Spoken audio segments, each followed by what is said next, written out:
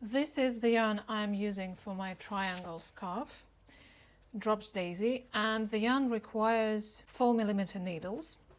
So I found 4mm needles, but obviously you can choose other yarns and other needles. The good thing about this pattern is that you can use the amount of yarn you have. You don't have to know how much yarn you need. I cast on 3 stitches. Let's do the most simple cast on.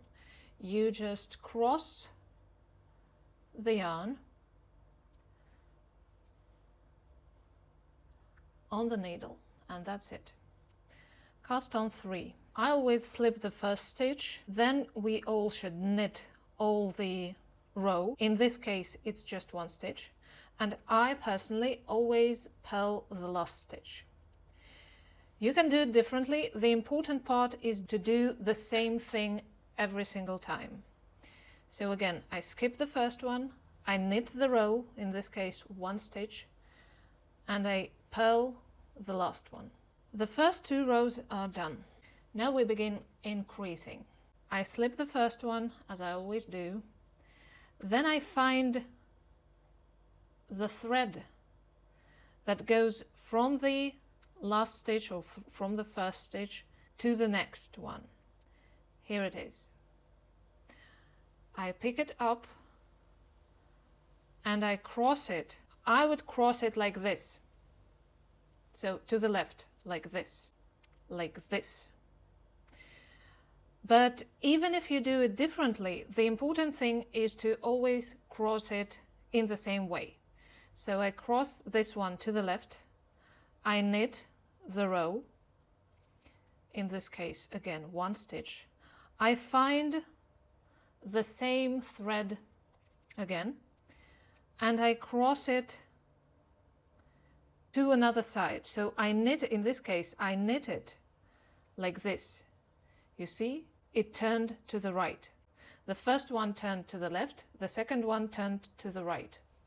Again, you can do it differently, but you should probably do it symmetrically, meaning it leans to one side on the left and it leans to another side on the right. And always the same.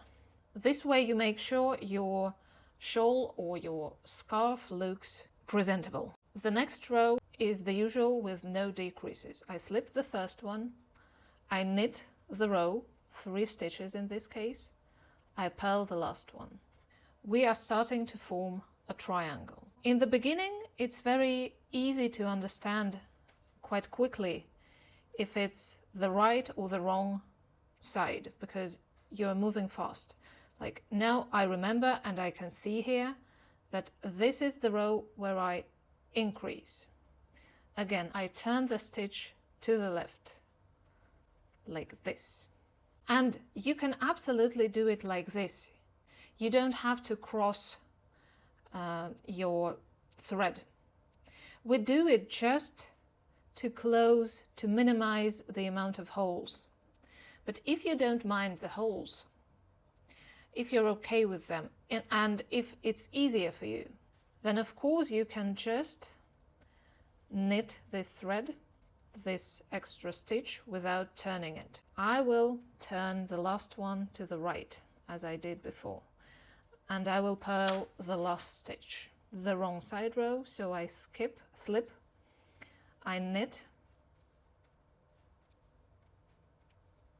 and I purl the last one. So we always have an uneven amount of stitches, because we always add 2.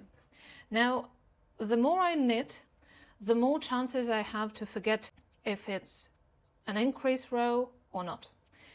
That's why I place a marker. You can also place just a short piece of yarn if you don't have a marker. And this way I always know that my marker or my piece of thread is on the right. When it's on the right, it means that the right side is facing me and that I need to make an increase. When the marker is on the right, I need to make an increase. 1 and 2. Purl the last one. Now I turned my work. The marker is on the left and I know that I should not increase. I should just knit through all the row.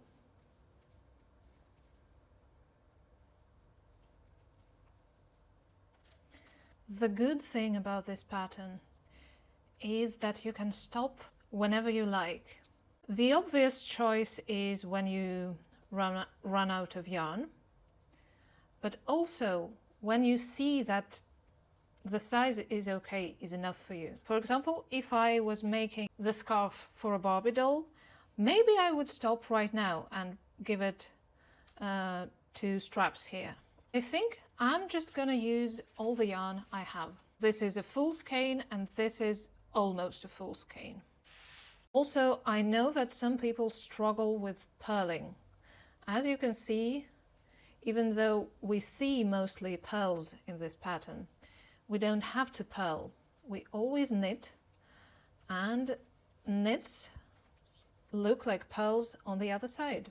Now I'm going to continue knitting this way, increasing in the beginning and in the end in every second row. See you when I run out of yarn.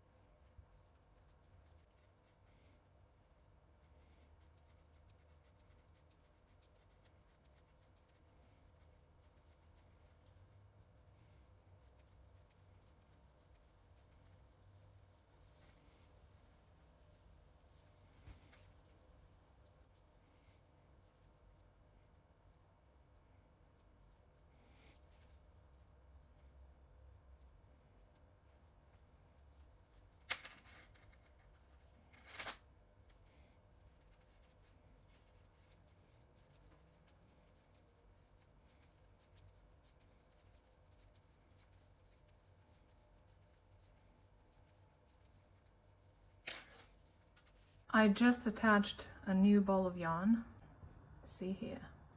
Now when I ran out of yarn, I'm binding off. You can use your preferable method.